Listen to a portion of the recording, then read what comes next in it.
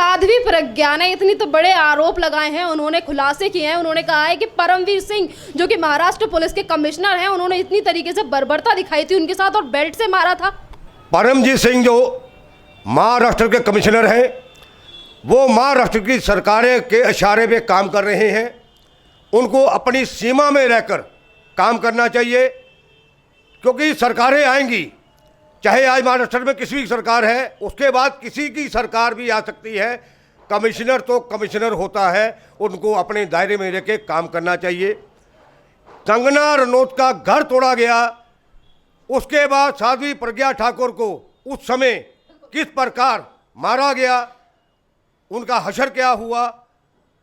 हेमंत गडकरी, नाम याद है मेरे को, हेमंत गडकरी ने क्या सलूक किया था साध्वी प्रज्ञा के साथ, आज वो दुनिया में नहीं है। इसी प्रकार ये जो कमिश्नर परमजीत सिंह महाराष्ट्र के आरटीवी के खिलाफ, क्योंकि उन्होंने वो पोल खोली, उसके बाद ये महाराष्ट्र की सरकार के इशारे पे काम कर रहे हैं। परमजीत सिंह को ये समझना चाहिए कि कानून के दायरे में अपनी सभ्यता में रहकर काम करना चाहिए, क्योंकि सरकारें आती है, कांग्रेस की आएगी, भाजपा की आएगी, कांग्रेस की आएगी, एनसीपी की आएगी, सरकारें आएंगी, सरकारें जाएंगी, मगर परमजीत सिंह जी को अपने तरीके से काम करना चाहिए। और सर, यहाँ पे साध्वी प्रज्ञा ने यह भी कहा है कि कंगना रनौत एक वीर योद्धा हैं जो कि इन सारे लोगों से लड़ रही हैं, और जो शिवसेना के द्वारा किया जा रहा है या फिर परमवीर सिंह के द्वारा किया जा रहा है, ये सारी चीजें गलत है। मैं साध्वी प्रज्ञा जी के साथ हूँ, मैं उस समय भी साथ था। मालेगांव ब्लास्ट के लिए उनको दोषी ठहराया गया, और हमारा उस समय भी ये कहना था कि साध्वी प्रज्ञा ऐसा नहीं कर सकती। और वाकई कंगना रनौत देश की बेटी है, देश की योद्धा है, और पूरा हिंदू समाज इन बहनों के साथ खड़ा है और खड़ा रहेगा, क्योंकि परमजीत सिंह इशारे जिनके काम कर रहे हैं, उनके इशारे पे काम करना बंद करें। और हम पूरा तत्काल प्रभाव से ये कहना चाहते हैं अपने देश के राष्ट्रपति अमित शाह जी को भी कि ऐसे आदमी को तत्काल सस्पेंड कर देना चाहिए, निकाल देना चाहिए। सस्पेंड की बात आपने सर कही, यहाँ पे तो पूरा देश ही मांग कर रहा है कि जिस तरीके की चीजें करी जा रही हैं, शिवसेना हो या फिर इनकी पुलिस की तरफ से जितनी भी बर्बरता की जा रही है, इन लोगों को इस्तीफा दे देना चाहिए। बिल्कुल इस्तीफा देना चाहिए, मैं फिर दोबारा कहूँगा इस्तीफा देना चाहिए, क्योंकि ये सरकार फेल हो चुकी है। ये किसी भी तरीके से महाराष्ट्र में अपनी तानाशाही, अपनी दादागिरी दिखाने पर उतारू है, और उसी तरीके से ये काम कर रहे हैं, क्योंकि परमजीत सिंह वहाँ के होम मिनिस्टर के अंडर आता है, तो वहाँ जैसा सरकार इशारा करेगी ये वैसा काम कर रहे हैं। मगर परमजीत सिंह जी की अपनी बुद्धि भी है। मैंने कई अफसर अपनी ज़िंदगी में ऐसे देखे जो अपनी सीट पर रहते हुए अपने दायरे में काम किया, उन्होंने सरकारों की नहीं मानी। मैं किरण बेदी जी का उदाहरण दूंगा। किरण बेदी जी ने जब वो यहाँ कमिश्नर थी, उस समय उनको गलत पार्किंग लगी इंदिरा जी की गाड़ी, उस गाड़ी को भी उन्होंने क्रेन से उठा लिया था। उसके बाद कुछ भी होता है, मगर उन्होंने अपने प्रभाव से ये काम किया। और ऐसे ऑफिसर को इस तरीके से कार्य करना चाहिए, ना कि सरकारों को इशारे में काम करना। सर, जिस तरीके की चीजें परमवीर सिंह की तरफ से की जा रही हैं, तो इसमें वीएचपी ने भी कहा है कि परमवीर सिंह के खिलाफ कार्रवाई होनी चाहिए कि आखिरकार ये इस तरीके की चीजें क्यों कर रहे हैं और किसका दबाव है इनके ऊपर। दबाव है ना महाराष्ट्र सरकार का, सीधा सीधा दबाव है। महाराष्ट्र सरकार के इशारे में काम कर रहे हैं, महाराष्ट्र सरकार के इशारे में ये काम कर रहे हैं, पूरा दबाव इनके ऊपर है। मगर यूनाइटेड हिंदू फ्रंट फिर कहना चाहता है कि ऐसे आदमी को तत्काल प्रभाव से सस्पेंड करना चाहिए, नौकरी से निकाल देना चाहिए। यूनाइटेड हिंदू फ्रंट भी परमजीत सिंह का विरोध करता है।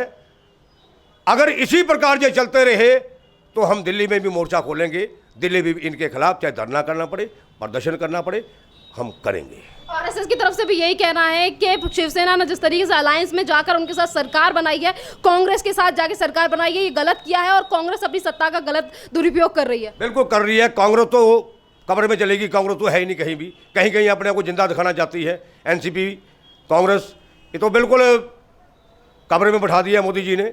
अपने आप को थोड़ा दिखाने के लिए तोड़ फोड़ कर राजनीति करके सरकारें बना रही हैं, पैसों के बल पे सरकार बना रही हैं। तो ऐसी सरकारें ज़्यादा देर तक चलती नहीं हैं। जनता भी वहाँ की समझ रही है, वहाँ की जनता विरोध कर रही है, उस वहाँ पे जनता इनका विरोध कर रही है। क्या आने वाले चुनावों में पार्टी सत्ता में आएगी? नहीं आएगी, क्योंकि जनता समझ रही है, जनता सोच रही है, जनता देख रही है। जनता से ही हर नेता बनता है, जनता से ही हर एक्टर बनता है। अगर जनता बाइकाट करती है तो वो कोने में होता है। जनता ने ही मोदी जी को वहाँ तक पहुँचाया, जनता के सहयोग से ही कांग्रेस कब्र में चलेगी। कांग्रेस का नाम लेने वाला भी कोई नहीं है। सर, आप शिवसेना की बात करते हैं कि शिवसेना में जिस तरीके से बाला साहब ठाकरे के समय पे जो स्त्रियों का सम्मान किया जाता था, अब तो ऐसा लगता है कि सिर्फ नाम की शिवसेना रह गई है। जिस तरीके से ये अभी इन्हीं के नेता संजय राउत कंगना राउत के लिए बोलते हैं हरामखोर, और अभी कुछ दिन पहले उद्धव ठाकरे कंगना राउत के लिए नमक हराम बोलते हैं। मैंने उस दिन भी कहा, दोबारा फिर कहता हूँ, शिवसेना प्रमुख माननीय बाला साहब ठाकरे, स्वर्गीय बाला साहब ठाकरे, हम उनके शिष्य रहे हैं। बाला साहब ठाकरे जी के समय पर जो शिवसेना थी वो आज नहीं रही। शिवसेना का सारा सिद्धांत बदल दिया, जिसमें अहम भूमिका निभाई है संजय राउत ने। संजय राउत जी ने महिलाओं के बारे में जो शब्द अपशब्द बोले हैं, उसका भी यूनाइटेड हिंदू फ्रंट विरोध करता है, क्योंकि शिवसेना बाला साहब ठाकरे के टाइम पे हिंदू राष्ट्र की तरफ, हिंदू तब के लिए, हिंदू धर्म के लिए, हिंदू रक्षा के लिए, देश हित में काम कर रहे थे बाला साहब ठाकरे। उन सारी चीज़ों को दरकिनार करते हुए इनको सत्ता के लोभ में आकर इन्होंने उस रास्ते को त्याग दिया। अब तो उद्धव ठाकरे हिंदुत्व को लेकर ही आरएसएस के ऊपर ताना कसते हैं और ये कहते हैं कि हम हिंदू हैं या नहीं, हमें इसका सर्टिफिकेट आरएसएस से नहीं चाहिए। नहीं कहेंगे ये, क्योंकि जब इन्होंने अपना सिस्टम ही चेंज कर दिया, हिंदुत्व की बात ही करनी बंद कर दी, तो फिर ये ऐसी बातें बोलेंगे। ये संघ के खिलाफ, संघ से ही निकले हुए सारे लोग हैं। ये चाहे कोई भी हिंदू संगठन है, वो आरएसएस से ही निकला हुआ है, मगर उनकी परिभाषा ये भूल गए। इनको राजनीति का चस्का है, राजनीति गद्दी प्यारी है, कुर्सी प्यारी है, देश नहीं प्यारा, महाराष्ट्र नहीं प्यारा, हिंदू नहीं प्यारा, धर्म नहीं प्यारा। धर्म के खिलाफ बोलेंगे ये। सर, एक मेरा लास्ट सवाल कि जिस तरीके की रणनीति आजकल चल रही है और जो तानाशाही अपनाई जा रही है महाराष्ट्र में शिवसेना के द्वारा या फिर इनके जितने भी मंत्री हैं उनके द्वारा जो तानाशाही चल रही है, आपको क्या लगता है कि एक तरफ हिंदू को जो हिंदुत्व है उसको साइड कर दिया, जनता के हित के लिए इनसे कोई बात नहीं हो रही, तो क्या लगता है कितने दिन और चल पाएगी ये सरकार महाराष्ट्र? ये सरकार ज़्यादा समय तक नहीं चल पाएगी, क्योंकि जनता की भावनाओं के साथ खिलवाड़ करने वाला कोई भी नेता है वो ज़्यादा समय तक, लंबे पीरियड तक नहीं चल सकता।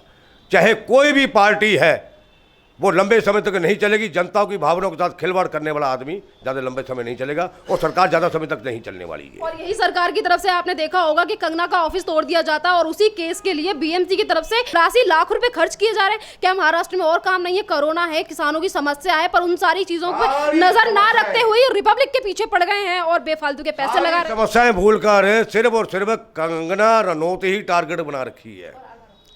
और आर भारत जो चैनल है, मैं बोल रहा था, आर भारत जो चैनल है वही टारगेट है, और कोई काम दिख ही नहीं रहे इनको। किसानों की बात, देश की बात, जनता की बात, पढ़ाई की बात, कोरोना की बात, समाज की बात, कहीं इनका कोई ध्यान ही नहीं है। सिर्फ और सिर्फ अपनी कुर्सी को बचाने के लिए जो इनके खिलाफ बोलेगा उनको टारगेट किया जाता है। जैसे आर भारत को टारगेट किया, रनौत को टारगेट किया, जो उनके खिलाफ बोलेगा उसको टारगेट किया जाता है। सर, अर्नब गोस्वामी एक ऐसे पत्रकार हैं जिन्होंने, आपने देखा होगा कि जब मई के टाइम पे जब महाराष्ट्र में 2 साधुओं की बर्बरता से हत्या कर दी जाती है, लिंचिंग हो जाती है, और जब उनका मुद्दा उठाया जाता है तो अर्नब गोस्वामी के ऊपर एफआईआर दर्ज करा दी। अब जब सुशांत सिंह राजपूत को लेकर या फिर वो कंगना को सपोर्ट कर रहे हैं, तो इसको लेकर उनके ऑफिस को फिर बंद कराने की कोशिश की जा रही है। आखिर न्याय जिसको दिलाने की बात होती है उससे क्यों नफरत है शिवसेना को? तानाशाही, अपनी तानाशाही के दम पर ये लोग काम कर रहे हैं। आर भारत के चैनल वालों ने जो किया, बहुत बढ़िया कार्य किया है। इनकी तानाशाही, दादागिरी से जो जनता को दिखाना चाहते हैं उस तरीके से काम कर रहे हैं। यूनाइटेड हिंदू फ्रंट इस बात का विरोध करता है कि अपने दायरे में रहकर काम करिए, क्योंकि आने वाले चुनावों में जनता इनको सब कुछ दिखा सकती है। धन्यवाद सर। तो ये थे हमारे साथ धर्मेंद्र द्विवेदी जी, और सर ने जैसे कि बात कही है कि जो परमवीर सिंह की तरफ से जो तानाशाही चलाई जा रही है वो ज़्यादा दिन के लिए नहीं चलने वाली, क्योंकि महाराष्ट्र हो या फिर कोई और स्टेट सरकारें आती जाती रहती हैं, पर जिस तरीके से ये तानाशाही चल रही है उसकी वजह से ना तो ये सरकार ज़्यादा दिन रहेगी और ना ही तो परमवीर सिंह अपनी गद्दी पर रह पाएंगे। सवाल यहाँ पर यह भी है कि जिस तरीके से हर न्याय की लड़ाई में जो बाधा डाली जाती है शिवसेना की तरफ से, और यहाँ पे सर ने यह भी कहा कि ये जो सरकार है जो काम कर रही है, आने वाले दिनों में ये सरकार भी महाराष्ट्र में ज़्यादा दिन तक अपने पैर नहीं टेक पाएगी। और भी ज़्यादा खबरों के लिए बने रही है हमारे चैनल के साथ।